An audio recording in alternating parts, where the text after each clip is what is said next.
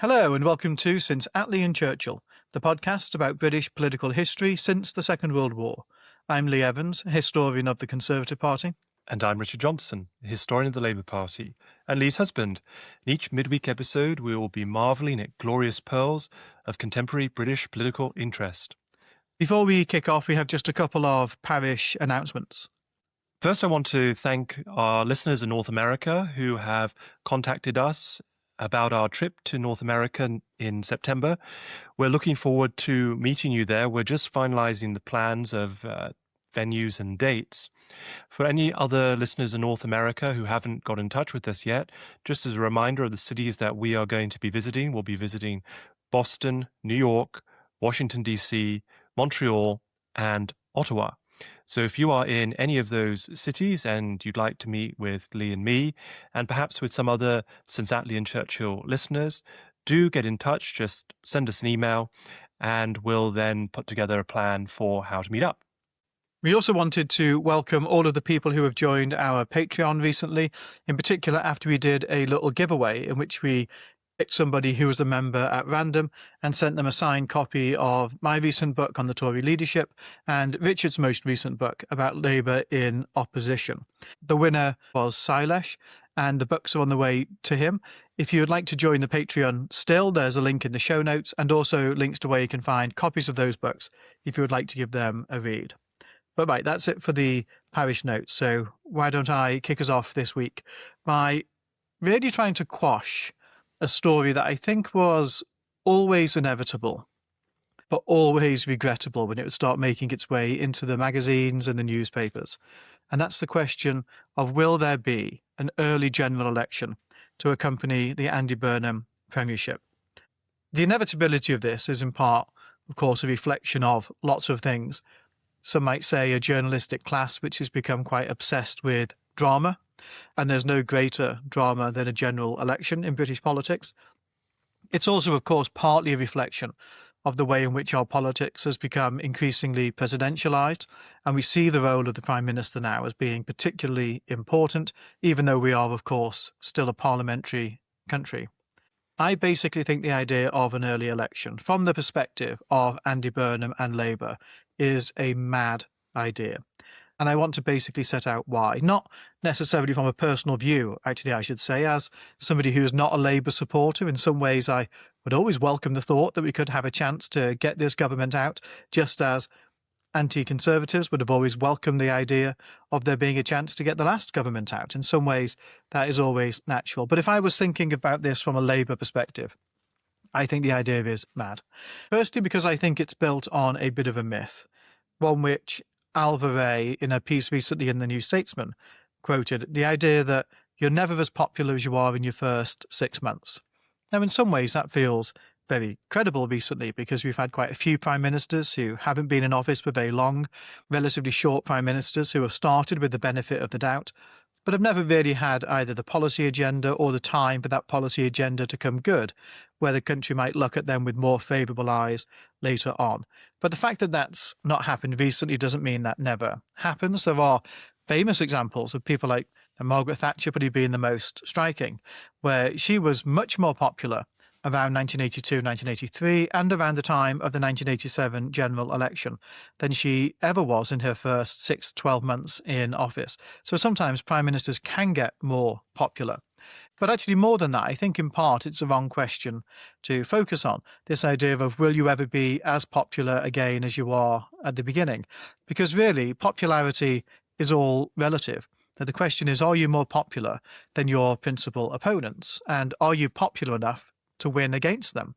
In that case, again, we have lots of examples where the relative popularity and the ability of a leader to win when they're in office has actually increased over time. So an example that I would offer of that is David Cameron, where if you look at the ratings throughout the time that he was Prime Minister in the coalition government, or take a question that sort of reflects relative popularity, the question of who do you think would make the best Prime Minister, Cameron's lead tended to grow throughout that Parliament over Ed Miliband. He became a more certain pick of the country to be Prime Minister than Miliband was.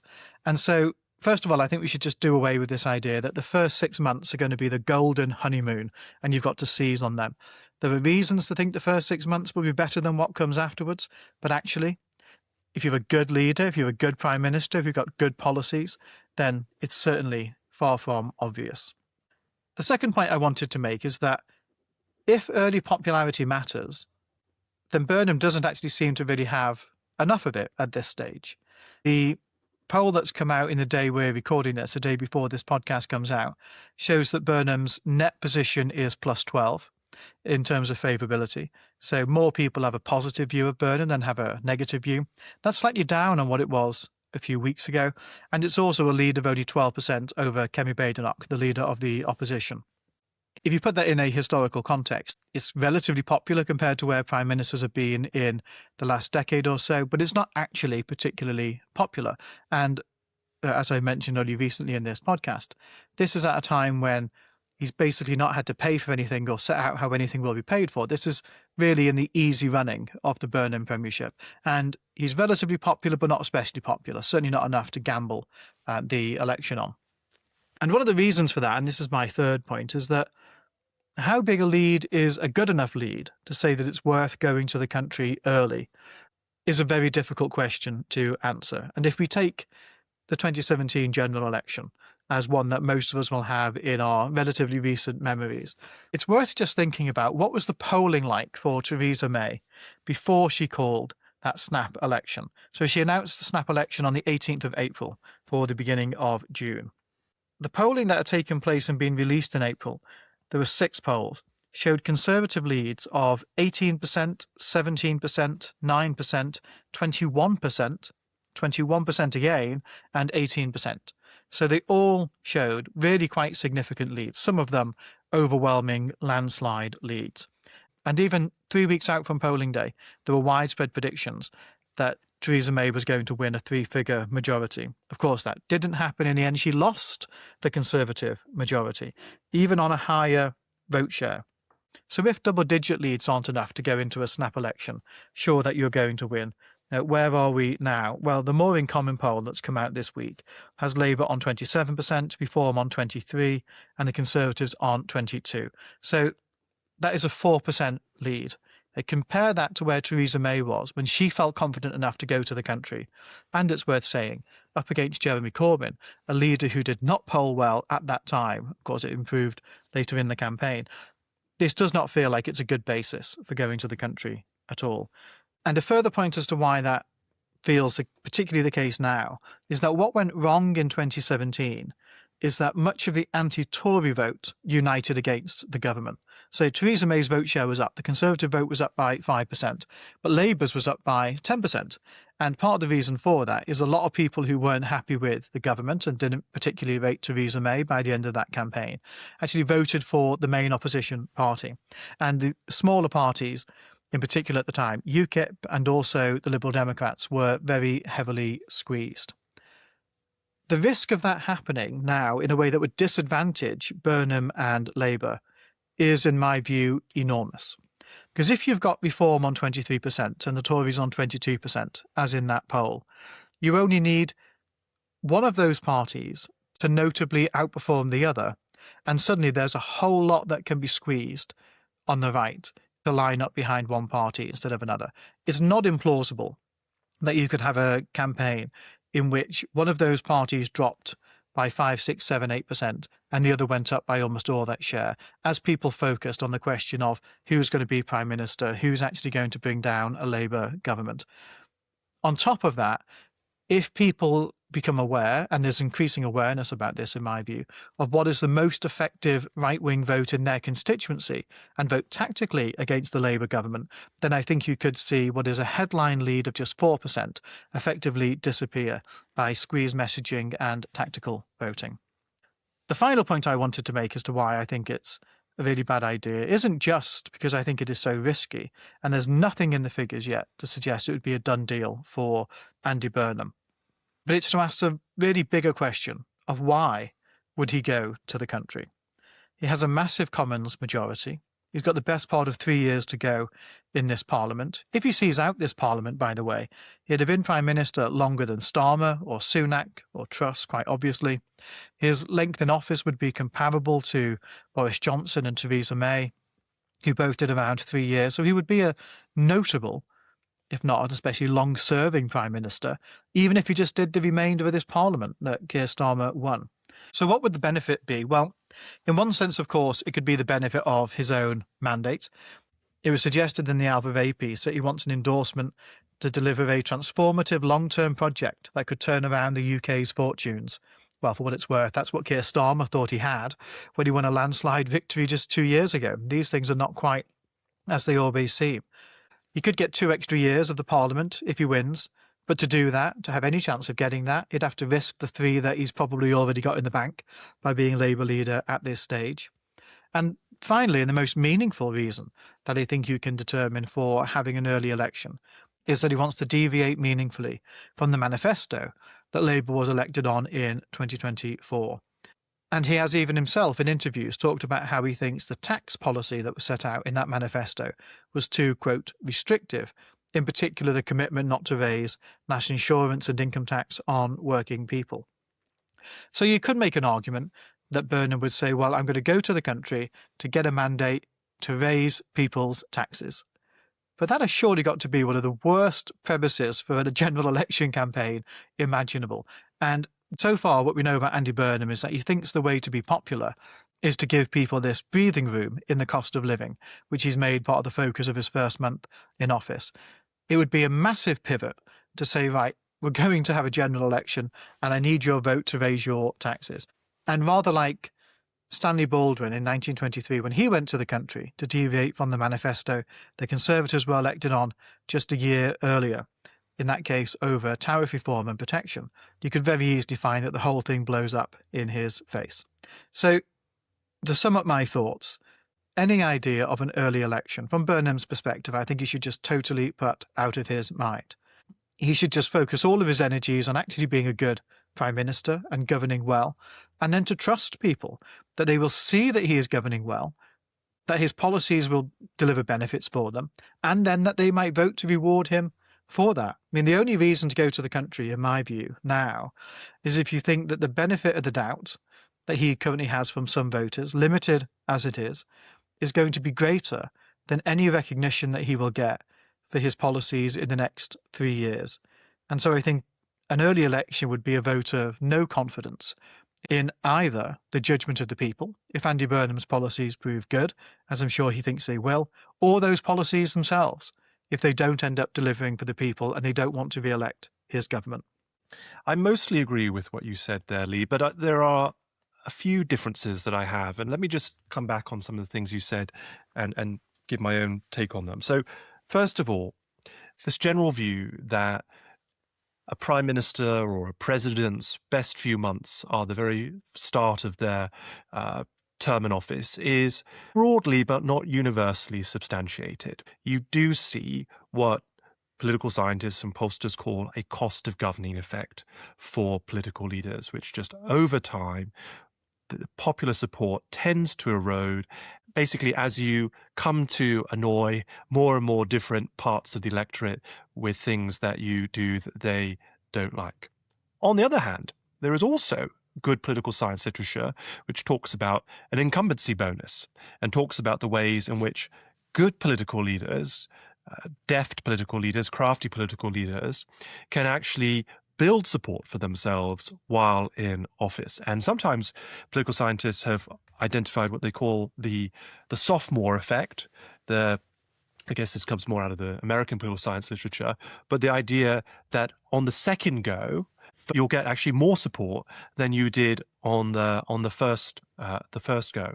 Now, obviously, with Burnham, he didn't have a first go in the sense that he has come into the premiership mid-term, but there may be a way in which that kind of effect could recreate itself. And so I agree with your criticism that we shouldn't just assume that this is a universal truth and hard law of politics. And those who are suggesting that it is, perhaps Alva Ray in the New Statesman, or Deborah Mattison, the Labour pollster, who I think subscribes to this view. I have to say, I know she's a very experienced pollster, but I do sometimes have question marks over her approach and some of the advice that she has given over the years. Looking at the historical examples that you did, you've given a couple of good examples of where prime ministers actually started off less popular and increased their popularity over time. I think the other example to think about, probably one that's particularly relevant for Andy Burnham, is John Major, of course, coming in as he did and not calling an early election. Major becomes prime minister in November of 1990, and he doesn't call an election until that government comes to its bitter end in April 1992. And that was as long as he could stretch it. A lot of people thought that there would be a general election in May of 1991. When I've gone back through the archives, and particularly when I was looking at the papers of Neil Kinnock for some of the research that I was doing for our Keeping the Red Flag Flying book and other projects I've done on Kinnock, you can see that the Labour people keep talking about the 1991 election. And when you first see that, it seems a bit jarring. It must be a typo or something. And you realise that they were working under the assumption that the Tories would go to the country in 91, but of course they didn't. I think the example, though, that's probably most front of mind for Andy Burnham, who you didn't really talk much about, is Gordon Brown. And of course, Andy Burnham was a government minister. He served in Brown's cabinet as culture secretary and health secretary. And I think there were a lot of people in that Labour government who felt somewhat, this is probably overstating it, traumatized by the election that never was, that Gordon Brown's decision not to go to the country in the autumn of 2007. Brown had become prime minister in the summer of 2007. He seemed to have had a pretty good run in the first couple of months of his premiership, and there was pressure on Brown to go, very much for the same kinds of reasons that people are saying now, that basically it's only going to get worse from here. Go now, you're going to lose some seats, but you'll stay in government, and that will give you a premiership up until 2012 rather than 2010. And I think the Brown team very seriously considered it. Deborah Mattinson, I think, was one of the people urging Brown to go early.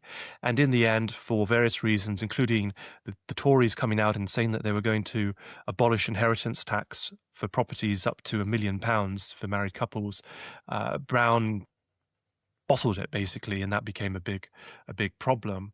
And of course, in Brown's case, things did only get worse, because not long after that, the financial system melted down and Britain entered into a very, very deep economic recession. And if Brown had had that election just before and had been able to stay prime minister a bit later than he did, he had to go to the country in May of 2010.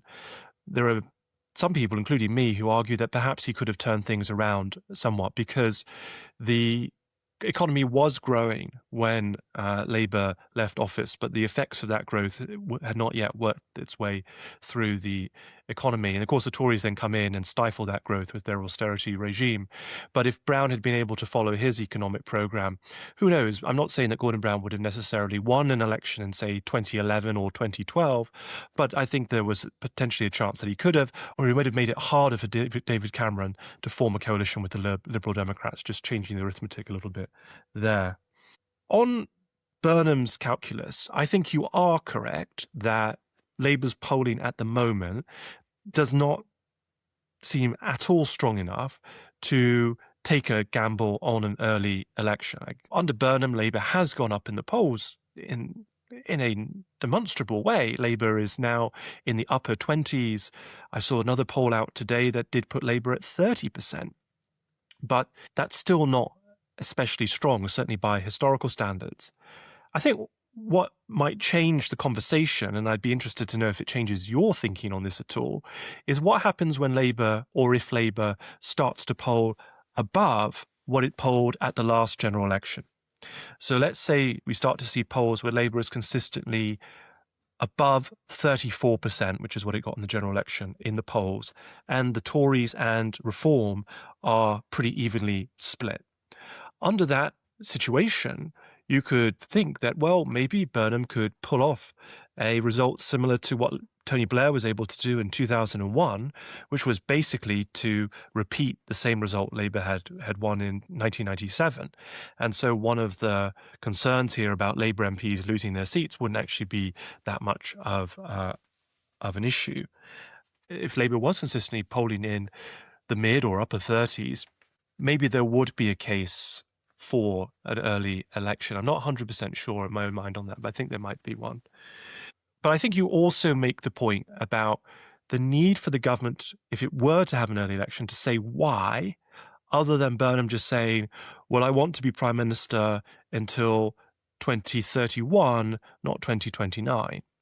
And in that respect, I think you have to find some kind of policy fight. And that means basically that Burnham has to deviate from the Labour manifesto, find some kind of resistance to that, whether that's in the press or whether that's within the party, or more helpfully, I think, for Burnham, if he found problems in the House of Lords. And let's say the House of Lords said, we're not going to allow you to get this through, or we're going to delay it, or we're going to gum up the works on this because it wasn't in your manifesto, and therefore under the Salisbury Convention we don't feel the same obligation to honour the policy. Now, you say tax. Well, tax is different in of itself because there's a convention that the Lords would always defer to the Commons on questions of revenue going back to the early 20th century. But what might be a different policy fight that's not in the Labour manifesto that Burnham could pick a fight on? Well, we talked the other week about North Sea oil. I think that's probably not the one to go on because it splits the Labour coalition too much. There are too many people in the Labour coalition who are very environmentally conscious and wouldn't like that as a fight. Where I think you could have a fight, and where I'd like to see Burnham have a fight, could be on the nationalisation of water. If Burnham went in and said, I'm going to nationalise not just Thames Water, but all of the water in the country, and I'm going to compensate the companies, but at a minimum compensation amount. I'm not going to bankrupt the country over this.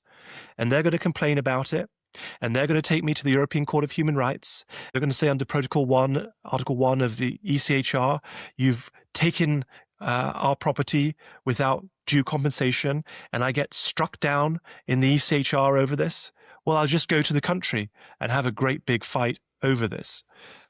I think that would be, from my perspective, that would be a wonderful, good, left populist campaign, which would neutralise, I think, a lot of the Tory and reform critiques of Labour. Is Burnham willing to do that? I'm not so sure, sadly. I hope he does. I do think Burnham has a bit of a left populist instinct in him, but maybe not enough. So where might he pick this fight? Well, I wonder if it might be on the big issue that he talks most passionately about, which is social care. And I wonder if in the summer of next year, depending where the polls are, but let's say from the summer of next year, Labour is in the mid-30s. I'm not saying it will be, but let's say it's in the mid-30s. And the review into social care comes out in the May or June. And one of the potential recommendations in that care review is to create a National Care Service, an NCS. And it's not in the Labour manifesto. It goes well beyond what Labour had promised in the election. And Burnham says, right, I'm going to make this the focal point of my election campaign, and I'm going to call an early election. That type of thing, I think, could be the kind of mix that would make sense for an early election. But there are a lot of ifs to get to that point. Final thing I'll just ask you, Lee, is when you say that Burnham shouldn't go early, what do you really mean by that? Do you mean that Burnham needs to sit out the whole Parliament up to the summer of 2029? Or if Burnham, for example, were to have an election in May of 2028, would you call that an early election? Would you call an election in the autumn of 2027, so after, say, 15 months in office, is that an early election? Just kind of wondering what you think counts as an early election, because, of course, the convention in this country has often been that 4 years is the typical length of a parliament, unless things aren't going so well, in which case you might go for the final year. But this idea that a parliament has to run for 5 years isn't really in our political culture. And in some ways, we might partly blame David Cameron and the Lib Dems and the coalition government for inculcating that sense with the Fixed Term Parliaments Act, when actually when you look at most of the previous parliaments before that 2010 government, 4 was the norm, not 5. Well, on that point, I agree. I mean, my rule of thumb, and there's no exact science to this, I think, is that an election is an early election if it's within 4 years of the last one, and it's outside of what might seem to be the shape or the pattern of that parliament. So if somebody decides to call the election in the middle of the session, say when there's lots of bills that are outstanding, they've sort of gone early in that sense, in that it's an attempt to try and set up a contest that was outside of the usual sort of rhythm of politics in that parliament. So I agree. I would not consider the May 2028 election to be an early election necessarily. That would be the best part of a 4-year parliament, slightly under, but it would line up the polling day with local elections, etc. at the same time. So I wouldn't consider that to be early. I'm with you about needing a fight if you're to have an early election. One of the great failures of 2017 was that Theresa May didn't really have a fight which could prove that she needed to go to the country and get a bigger majority because it would strengthen her hand in negotiations. But when you're actually Prime Minister of a majority government already, it's quite hard to make that case because people think, well, you've already got a Conservative majority in Parliament. If you need a bigger majority to deliver your policies, that rather suggests you've got internal issues, which, of course, doesn't speak well to the party, but was true in that case. You're right to bring in the Gordon Brown example, and given that Burnham was a minister at the time, that's definitely one that he'll be thinking about. In my view, Brown's mistake wasn't that he didn't call the election, it's that he allowed the hype to build up so much. Clearly, he considered the election and was quite tempted by the election before he ruled it out. I think that was the mistake, really, in that case. And the great folly here would be to allow rumours to run out of control before he actually made up his mind. You mentioned things which might mean that the argument would change. Well, there are basically a few thoughts I have on that. One of them is that he could have gone almost straight away if he wanted to. He could have basically accepted and leaned into the increasingly presidential nature of British politics and said almost as soon as he took over, look, I'm a new Prime Minister, you didn't vote for me, you deserve your say on it, I'm going to the country pretty much straight away and hoping to bag some goodwill for that. In the absence of a fight, I think that's possibly the best that you can do in that. But it's hugely risky and it's not actually necessary. The thing which may, I think from a Labour side, change the thinking a little bit at the moment, having missed the chance to do that approach, and if no fight emerges, and I don't imagine that the House of Lords is going to stand up to a Labour majority this big in the Commons on the issues you've raised, or any other that I can imagine, if I'm actually honest. Well, they did on assisted dying. Well, but a private member's bill, and that the Prime Minister doesn't actually seem to really support, certainly not enthusiastically, I don't think would be as Andy Burnham would not go to the country on assisted dying. I mean, we should just be clear about that. Keir Starmer clearly did support assisted dying, and the House of Lords felt empowered to resist him on that. Sure, but I would put that in a totally different category, to be honest. And it wouldn't give a cause for an election unless he was going to call it a government bill and throw all the Labour MPs behind it. But what I think could change the thinking is if you were to say that reform has peaked, and Farage has peaked and is on the decline, and that the best election for Andy Burnham to fight is a Labour versus Reform election, as opposed to what may in fact be the next election, depending on how the polls shape up in the next couple of years, a more traditional Labour versus Conservative election. And the reason I say that is if you look at polling on who would make the best Prime Minister, Andy Burnham's lead over Nigel Farage is enormous. It's 26%. It's not quite as big as Andy Burnham's lead over Zach Polanski. People will be relieved probably to hear, but it's an enormous lead. Burnham's lead over Kemi Badenoch at the moment is 12%, so less than half of his lead over Farage. And there's huge amounts of evidence now from by-elections and elsewhere that there is an anti-reform tactical vote, which Labour as the incumbent government will benefit from in a general election that is Labour versus Reform. The extent that there's an anti-conservative tactical vote at the moment is much less proven. And you could make the case that whilst Farage is both weak at the moment after he's not had a very good summer, he's had the bungle by-election, in my view, that didn't do much for his reputation, He's got a worse reputation after the disclosure about these multi-million-pound donations that he received. If you take the approach that Nigel Farage is both weak at the moment, but he's still just about in a position where he can be framed as the main opposition to a Labour government at the moment, then you could say, tactically, this is the time to go before Farage potentially slumps further, or before Kemi Badenoch can much more clearly position herself as the main rival. But I think for all the reasons I said at the outset, still far, far too risky. Richard, what's your matter of interest this week? Well, my matter of interest this week is academic standards in English secondary schools. And this was provoked by the recent announcements of the GCSE results at the Michaela Community School, which is a comprehensive school in Wembley in London. It's a new school. It was created in 2014 in a converted office building. It's not the most attractive of buildings. But what matters far more than the bricks and mortar is the ethos of that school. This is a school that believes in traditional teaching, the idea that teachers have knowledge and students are there to benefit from the teacher's knowledge. Apparently, this is a strange thing to say, but students sit in rows and the teacher stands at the front of the class. That was always how I was taught. I didn't realize that was a strange thing, but apparently that is notable. That there's a strict uniform code. Again, I didn't think that was controversial, but apparently for some people it is. The school doesn't do group work. I have to say, if I was a pupil there, I'd be absolutely thrilled with that. I hated doing group work at school because I always felt that I ended up doing far more than the people in my group, and I would have been better off just doing it myself. And it's a school which believes in academic rigor, personal responsibility, and discipline. It's a school also that believes in teaching other values like kindness and consideration and respect.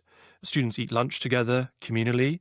They tidy up after each other. They serve each other meals. They show appreciation for each other when there are achievements in the school. And it's consistently rated as an outstanding school. Its GCSE results are insanely impressive. And this year's results are no exception to that. So let me just set out what those are and compare them to the national average. 1 in 9 pupils at the Michaela School got in their GCSEs a 9 out of 9, what is called, I think somewhat sillily, a super A star in more than 8 GCSEs. 1 in 9. The national average is 1 in 526. 82% of the GCSEs at that school were in the 7 to 9 range, right? 9 is the top. The national average is 23%. And 98% of students got a good pass, a 5 or higher in their GCSEs. The national average is 55%. So I'm in awe of what everyone at that school has achieved, not just the headmistress, who's a bit of a celebrity herself, Catherine Birbalsingh, but also, of course, all the teachers and the pupils themselves for what they have achieved. And it seems to me that this school goes to show that high standards, rigor, discipline, routine, respect, challenge, what I would always consider the hallmarks of a good education, these are the values that I was brought up with in my education, produce strong results. And I think it's a bit unfortunate that this school and its headmistress, who is clearly someone who leans to the political right and is a supporter of the Conservative Party, means that this ethos is considered to be right-wing, when actually I would argue that for those of us on the left, we should be cheering Michaela School and the form of education that it delivers, because this is a comprehensive school. This is a school that does not practice academic selection. There's no 11+, there's no exam, there's no interview to go into the school. It just recruits from the local area like other secondary schools. There is no fee to pay at this school. It's a state school. It's a free school for students to attend. Because of that, this school and its approach to education is transformative to a much wider section of the public than, say, a grammar school would be, which would practice academic selection and only teach the top 20 or 30% of pupils in a local authority area. This kind of education, in my view, changes lives. Knowledge is power, as the cliche goes, but I really do believe that. And I say this as someone who works in education. The pupils who go to Michaela School are overwhelmingly working class, overwhelmingly non-white, come from immigrant backgrounds. They're in some ways similar to the types of pupils that I teach at Queen Mary. And it's a great privilege to teach pupils from that background, because you know how important an education can be to their lives and to being able to enable these pupils to fulfill the full extents of the opportunities before them.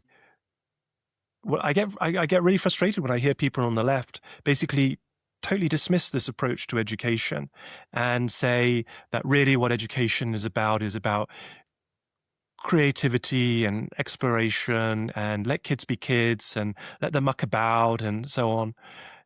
They can do that after the lessons have finished, okay? But during school time, during lessons, why not give them this great gift of an academically rigorous education, which will live with them for the rest of their lives, and they will be able to draw on well into later life.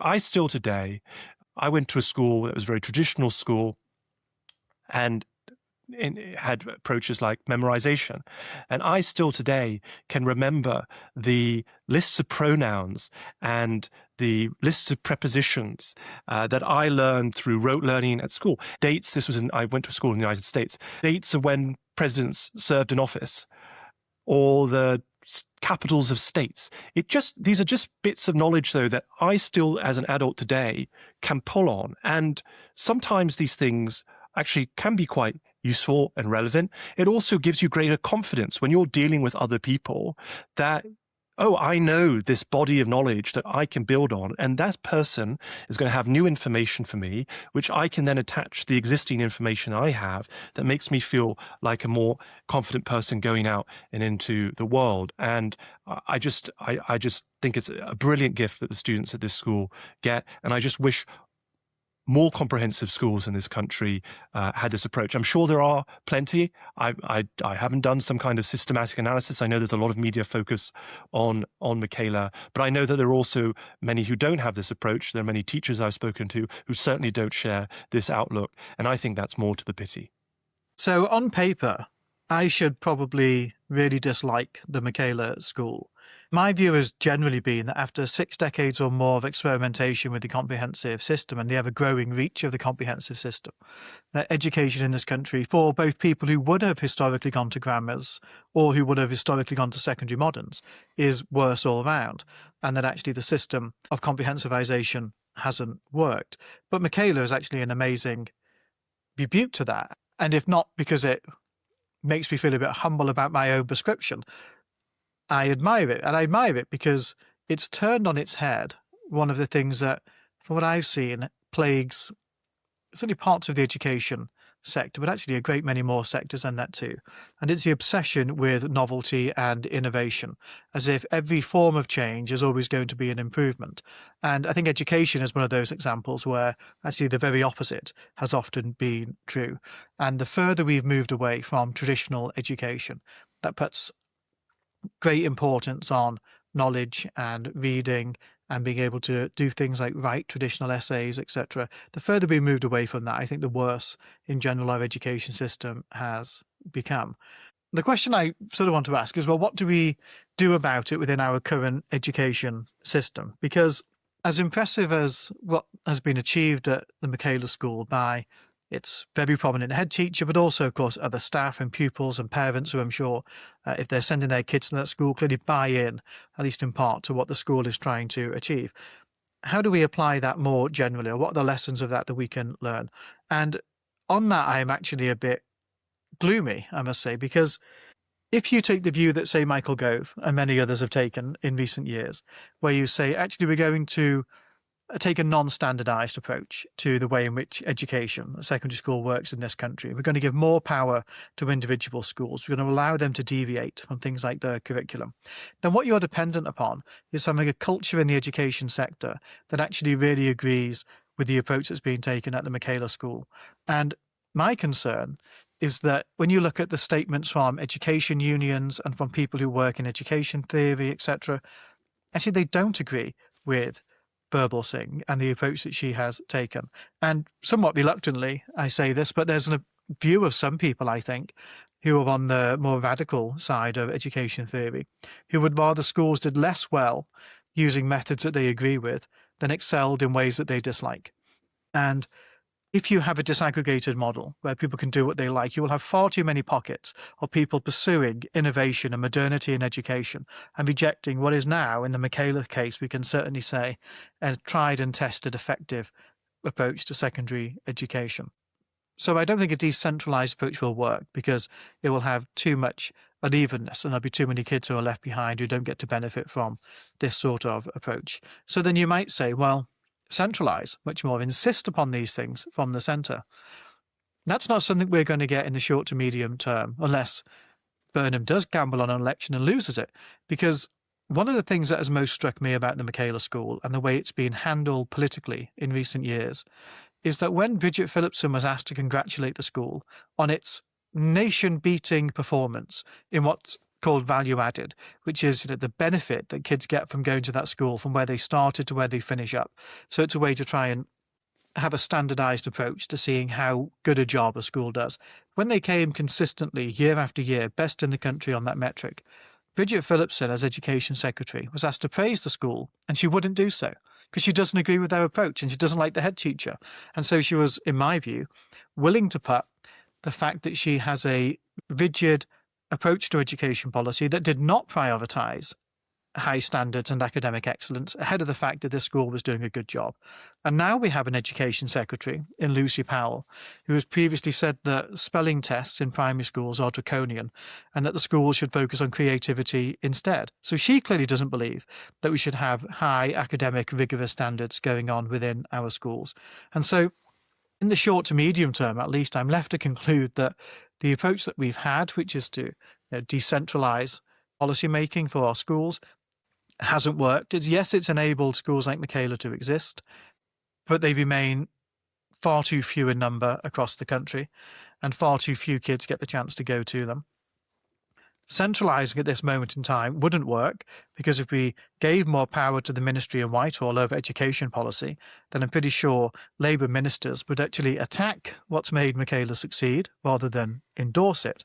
So for the remainder of this Parliament, at least, I don't really see how the situation will improve, except for, I hope, the example that Michaela provides, inspiring more and more head teachers to follow their lead in all different parts of the country. Well, you raised a really important point, which is how do you replicate the success of Michaela School to other comprehensive schools in the country? And it is a really difficult task for the reasons that you set out. And I agree that a huge part of Michaela's success is about the ethos or culture of education in that school. And it's really difficult just to prescribe a culture across an entire sector. And as you say, actually, there's a huge counterculture, or actually the dominant culture of education in this country is quite opposed to the approach of the Michaela School, whether that is from the teaching unions or ministers or teachers themselves, or indeed education departments. To say the only education training that I did, which was something that I was required to do when I first became a lecturer at a previous university I taught at, absolutely horrified me. I thought that the people who were teaching it were giving us all of the opposite advice and instruction about what makes a good educational approach. And I basically have followed none of it in my approach to teaching overall. And I have to say, and not to blow my own horn, but I generally get quite nice feedback from the students that I teach. So I'm confident in my approach. On the refusal to praise Catherine Birbalsingh, I sort of understand why Bridget Phillipson was reluctant to do so, because Birbalsingh had called her a cultural Marxist and had used various other insults against Bridget Phillipson. And I think she's an extraordinarily remarkable person, and I praise her. I do think she is somewhat impolitic in her approach sometimes when she calls left-wing politicians insane and things like that. I'm not sure that really helps her cause. And I want to finish my reflections by just sharing something personal that I found recently. I've been going through my grandfather's papers for a bonus episode that we'll be recording for the Patreon subscribers. My grandfather was a Labour local politician and educationist for over 40 years. He worked in education and was a Labour member, was a member of the National Union of Teachers, was a member of his branch executive of the NUT, was a Labour councillor, worked for his local education authority, and was a massive supporter of comprehensive schools. My grandfather was a very left-wing man. He was a Bevanite, went to the Labour conference to vote out all the Gateskites at the 1952 Labour conference. And yeah, I think that his philosophy of education was very similar to Catherine Birbalsingh's philosophy of education, which I think is very interesting. And I found a letter that was written to him by a teacher who'd worked in the school where he was a headmaster. He was a headmaster of a secondary modern school in Hemel Hempstead. And this teacher, whose name was Richard Coutts, went on to write history textbooks that sold millions of copies in this country. If you've ever read Britain since 1700, then that's who we're talking about here. And this was a letter that he wrote to my grandfather just a couple of weeks before my grandfather sadly and unexpectedly died of a heart attack in 1977. Dear Jack, I should have written before this to tell you of my appointment to a headship from September.